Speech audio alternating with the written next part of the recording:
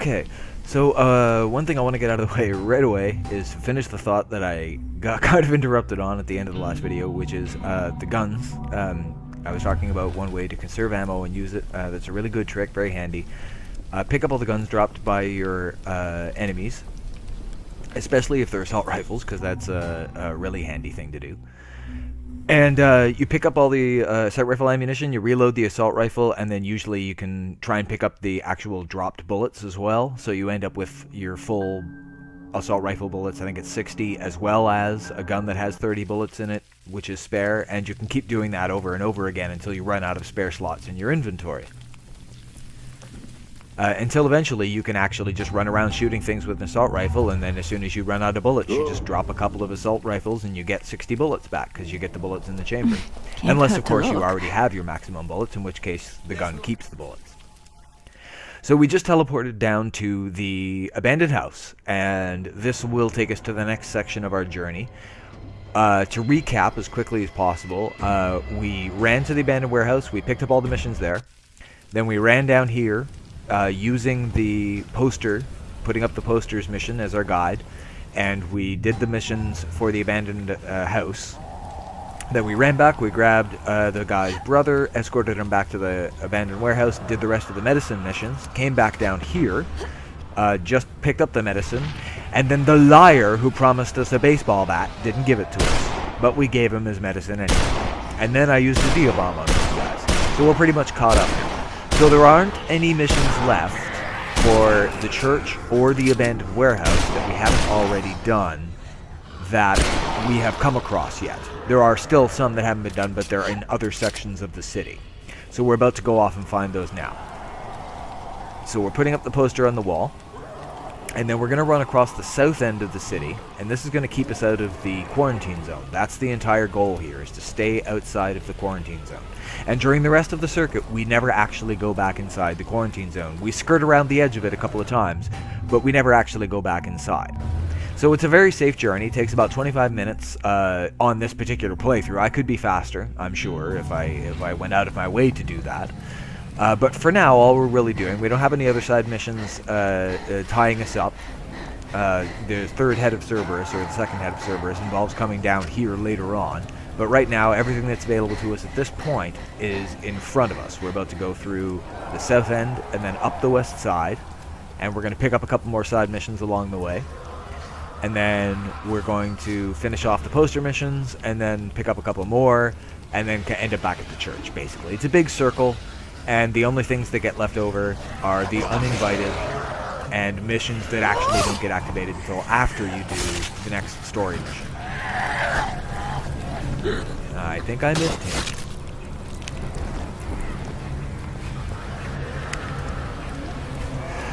So, the reason why the poster mission is so important, or as our template guide, is because it literally, every step of the circuit's journey, that actually shows you the next place to go. So it becomes the easiest way to keep track of where you're going. And then as you finish off all the little side missions, like I've been this whole time, and I haven't been staying on top of it narration-wise, but this whole time I've been going into my mission list, and I've been selecting whichever one I'm doing next, so that my waypoints, my navigation is always getting me going in the correct direction. This is my favorite alley in the game, by the way. Once you know exactly what the different spawns are in this alley, I never get caught in this alley anymore. It's a great place to defend. Nothing's going to come at me from the other side. There's only ever one infected who occasionally spawns in here, and once you know about him, you know to look for him, and he's either there or he's not. And if he's not there, then you can use this alley to defend as a choke point really easily. And on top of everything else, there's a sweet little gun case right next to us, right here, which I'm probably about to go check out in just a second. One of my favorite alleys in the game. There's another alley, which is actually much closer to the church and the abandoned warehouse, which is the most dangerous alley in the game as far as I'm concerned. And I don't think we ever go in there. So, oh, that's not bad. Yeah, there you go. That's always going to be worth a pretty penny. There's always at least a green level gun in there, which is why that's one of my favorite chests in the game. It's a great chest. This is just me getting fancy. I don't think it works. Yeah, exactly. the whole blow up the bomb thing works great unless you miss. But at least I had the good sense to run away and not get caught in a bad situation, which I came very close to doing there. I think that might be the first suicider that we've actually seen as part of the circuit. I'm not 100% sure about that. We might have seen some in the first part. Suiciders are incredibly not dangerous as long as you know they're there. And as soon as you don't know they're there, they pretty much are a one-shot kill enemy. They, unlike any other enemy, that you cannot survive them. If they hit you, you die. Period. I hate them. And they can kill you through walls, they can kill you through the floor, they can kill you in a vehicle. There's nothing that blocks the suicider's attack. If it attacks you, you die. Period. So the only way to avoid being killed by a suicider is to anticipate them. So what I'm doing now is I'm switching missions because the next actual poster mission doesn't happen until quite a bit further up. So I'm going to grab a couple of the side missions that are literally on the way there, and we're going to meet up with Stan Dart along the way. Stan Dart is right in between the radio shop mission where you pick up the electronics for someone in the warehouse, and I'm going to try and remember to mention this, and Mugambi, I think is his name. Okay, so we're about to do that mission right now. The one where we kill the wife and daughter zombies for the guy in the church. I think his name is Mugambi. And he... there's a weird bug with this mission, which I'm going to explain now. For the rest of the circuit, it's very important not to reload from any checkpoints. Which kind of means it's a good idea not to die, too. But I suppose that's always true. And the reason for that is because of a bug associated with this mission, which causes you to have to run back. And you don't actually have to go back and kill the wife and child a second time. You don't even actually have to come back inside the abandoned building a second time. But the whole point of doing this is so that you don't have to backtrack and make this journey a second time in order to specifically go get one of these missions. So, given that that's the whole point of it, if we'd have to come back here later on because of a bug, well, that defeats the purpose. The way to avoid the bug is to complete it in a single playthrough. So don't quit and save and then reload, because that'll activate the bug. Don't reload from a checkpoint, that will also activate the bug. We basically have to, from here, we have to make it all the way to the church without reloading or dying or doing anything that's going to cause a checkpoint of any kind. Because for some reason you end up having to come back here to reactivate Mugambi. You can get to the church, you can have already done this, but he just won't talk to you, you won't be able to activate the end of the mission, you'll have to run back here. It's a big pain in the butt. So to resolve the issue, basically do it all in one sitting. Don't have to reload for whatever reason. Which makes this lap, but you know, it takes less than 20 minutes to finish the rest of the circuit from here. So it's a very fast journey, and these side missions don't generally take very long. So next up is Stan Dart, who should be right up here on our left somewhere. I might have missed. Oh, there you can see the exclamation point, which is the mission marker right now. Stan Dart just hires you to go in and kill a bunch of guys in his house. And that'll actually be a good opportunity, and probably would have been a much better opportunity for me to talk about the trick where you pick up ammunition using guns. Instead of getting interrupted halfway through explaining it by going off on two different tangents and being literally cut off on the last video. And this one I will try and pay attention to when the end is coming so that doesn't happen. So I'm picking up those guns because all I'm going to do with those is just drop them later on when I want more bullets. Unlike the assault rifles, you usually get full pistols. Yes. So it's not even really worth tinkering around with them. You can just go ahead and do it. So that's Stan Dart, unless I'm mistaken. I might be confusing the characters' names up. But I believe that's Stan Dart, and we just run in here to his house, kill all the guys in here, and that takes care of this side mission. Everywhere is called Abandoned House in Moresby. I don't know why, except for the gun shop. Which you can get into, by the way. And I always knew you could get into the gun shop, but the funny part is I used to do it using a bug, an actual glitch that you can use to sort of sneak into the gun shop before you're supposed to be able to get in there. But then later on, you can actually get in there, properly. I just didn't know about that part until recently. So, as always, with guys who are shooting back at you, the incendiaries, particularly the Molotov, is basically the best weapon you can use against them. It's probably not the fastest way to kill them. That would be the Neo Bomb. but it's the safest, most consistent way.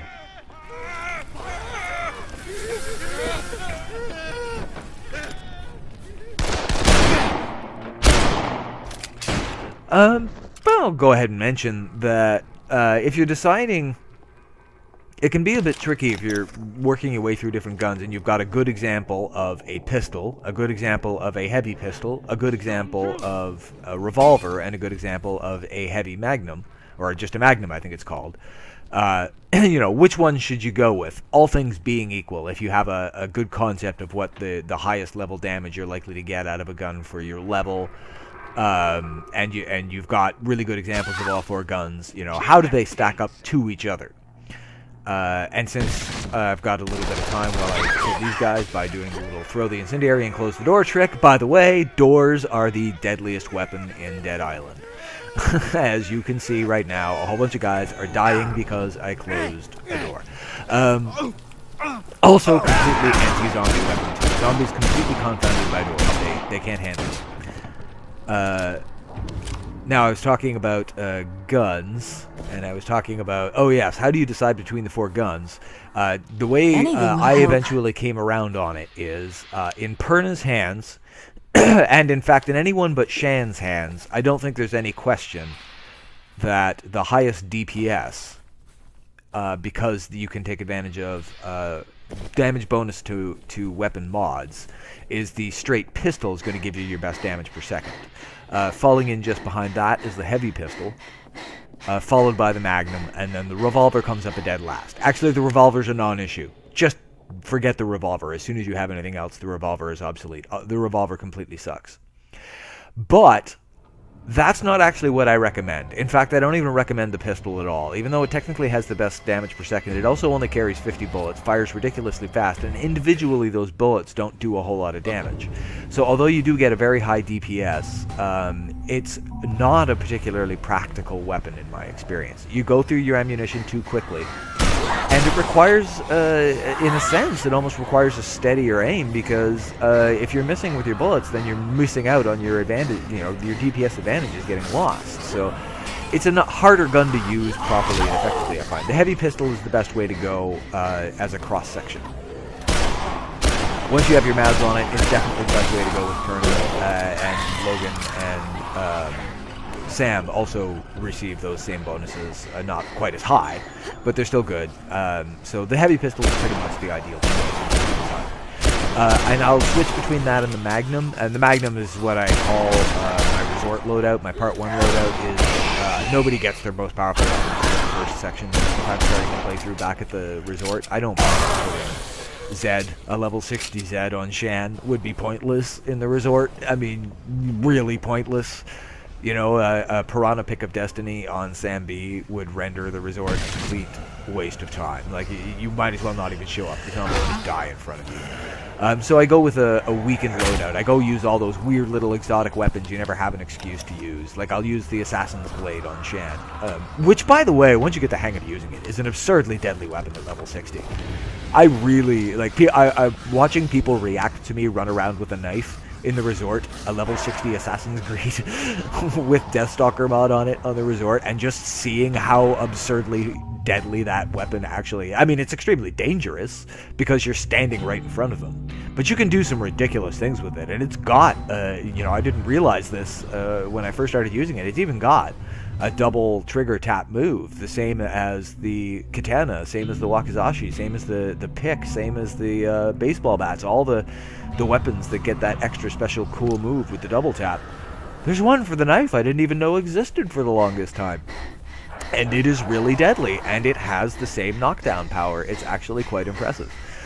But anyway, so all that to basically say that's when I'll use the Magnum, is when I'm playing in the resort. And the Magnum actually does have a massive resource advantage, because the damage of each individual bullet is so high that you actually conserve ammunition, and it's useful. You don't have to go visit your workbenches as often. You don't have to wait for enemies to drop ammunition as often. So when I have the luxury of it, I'll go with the heavy pistol, but if I need to conserve ammo, the Magnum is actually a perfectly valid choice. I don't bother with the pistol, and I definitely don't bother with the revolver. So anyway, there's my 2 cents on that particular subject.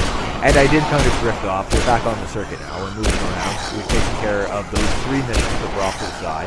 I believe I have it set for the wall. They put me focus on the wall. And that goes back to being the guide to get us to the northwest section, where we'll do a little brief stop-off to take care of the satellite radio mission. I don't remember the name of, but you can't finish it in Moresby, but you also can't finish it if you don't take the time to go clear up part of it. This trick you're seeing me use, by the way, is one of the most effective ways, one of the most effective ways of surviving Moresby, is basically getting on top, especially if, at some point you're likely going to end up in the quarantine zone. And my best advice is get on top of something that they can't get on top of, which is almost always a car. One of the nasty things about Infected, especially in the quarantine zone, is that they've got pathfinding that allows them to actually climb walls. So those second levels that would normally be so safe in other areas of the game are actually not safe against Infected when you're in the quarantine zone. They'll just climb right up the wall and jump up the ladder and just run right after you when you're up on those boardwalks. So you have to know which objects to climb up on that you're safe, but those are what will save you. And frankly, that's almost always true, but Moresby, it should be almost a default tactic, especially while you're still learning the map. So if you do happen to be watching this and you are actually a newer player and you haven't played it before, as far as actual tactics and strategy goes, that's probably the most effective thing that anyone could teach you for running around Moresby, would be get on top of a vehicle and you're practically immune to any and all damage in that situation. So this is the satellite mission I was talking about. To start this, of course, you have to follow up talking to Sergey after meeting Suiciders for the first time in the resort. If you don't do that, this won't activate. And that happens back in the resort. If you didn't get that out of the way, then this section of the circuit won't really mean much to you because there won't be a guy in there. So I should have killed these guys off with this Molotov before I came in, but I got fancy, and voila. Further proof that doors are the ultimate weapon in Dead Island. And again, here's a whole bunch of things dying because I closed the door.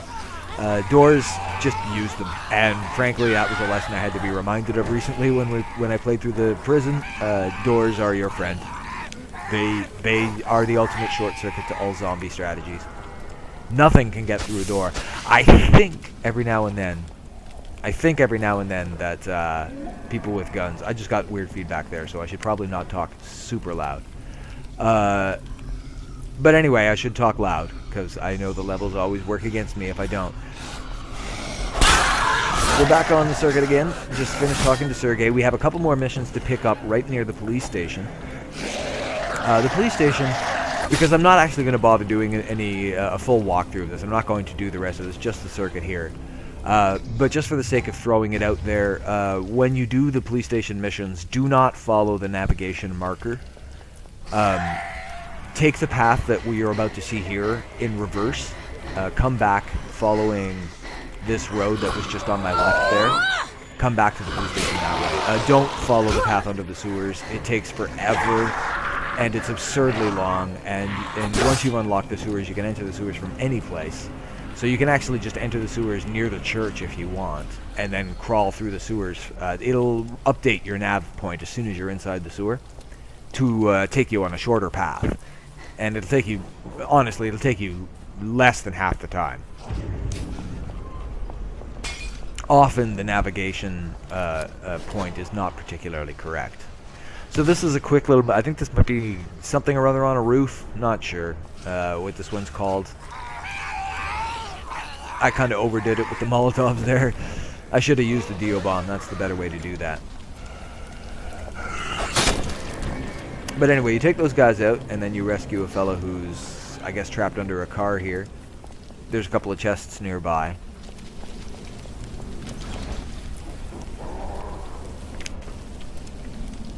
And we're actually fairly close to the end now. If you've played before, you're certainly going to be recognizing the police station. You know, it's pretty much a hop, skip, and a jump to the church from here. We do still have a couple of things to take care of. There's one more mission to grab just ahead on our left, or what was our left, before I turned around inconveniently for my narration. I often forget to come back and talk to this guy and pick up the money.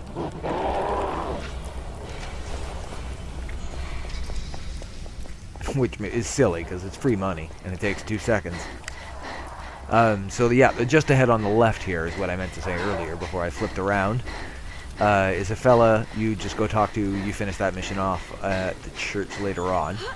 And as you can see, all of this has basically been in one big clockwise circle. Most of the back and forth running we actually had to do was during the section when we were unlocking the fast travel locations, the abandoned house and the warehouse.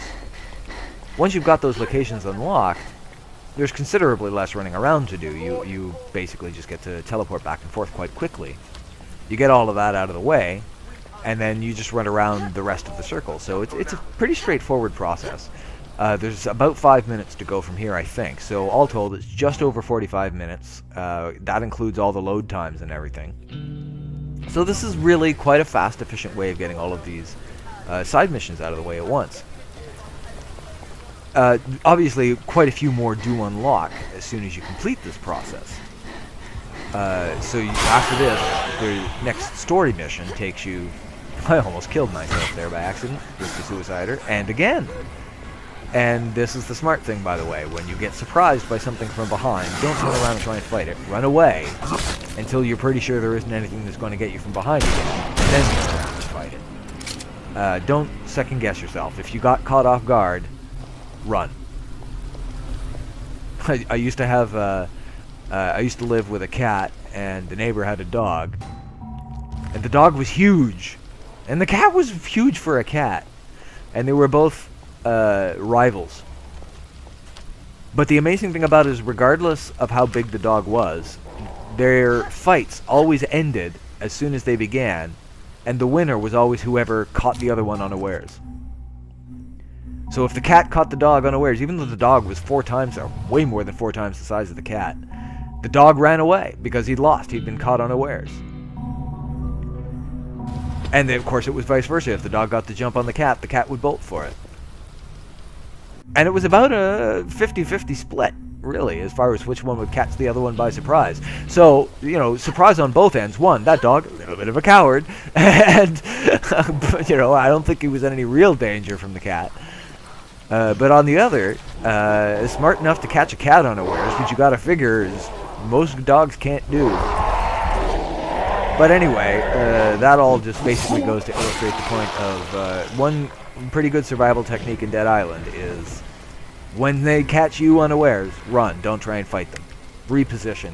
Give yourself some room to turn around and get a bearing on who's coming down on you. And you'll be much less likely to die. And like I said, it's been a long time since I registered my first death in a long time just recently. Recording this particular playthrough. So I've got a handle on not dying while I play Dead Island. I hate dying. I would rather not die. So I pretty much developed my playstyle around not dying. That was me just running past the infected there, because they're very relentless.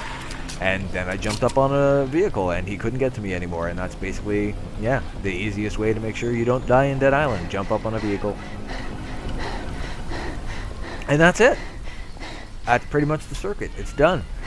I do a bit of cleanup here, and I finish off the last few missions.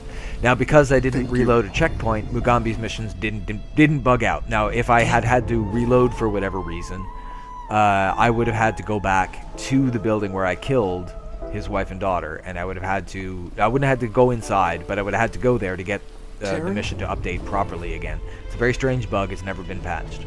I don't know why it's still there. It's one of the many weird bugs in this game that never got patched, by the way. And then I just finished taking care of a couple of the other missions. And at this point, it's just cleanup. There's a couple more things to grab, a couple more prizes to grab from people possibly in the church, or I may have already done it. And then it's just a quick run to the abandoned warehouse. I believe the Radio Gaga is the only one left, and that happens at the warehouse. And then that's it. That's the end of the circuit. Those other 3 missions that are left all require the jungle to be completed. That's the guy, so he is there. I did rescue him. He was the guy I mentioned in the previous video. You rescue him in the resort, and he gives you $3,000 in this one. But I don't remember if he actually did it when I came into the warehouse the first time or not. So that's it. That's the circuit. It takes about 45 minutes. You get all the side missions out of the way, and then from here on out, it becomes very easy to organize the rest of your missions.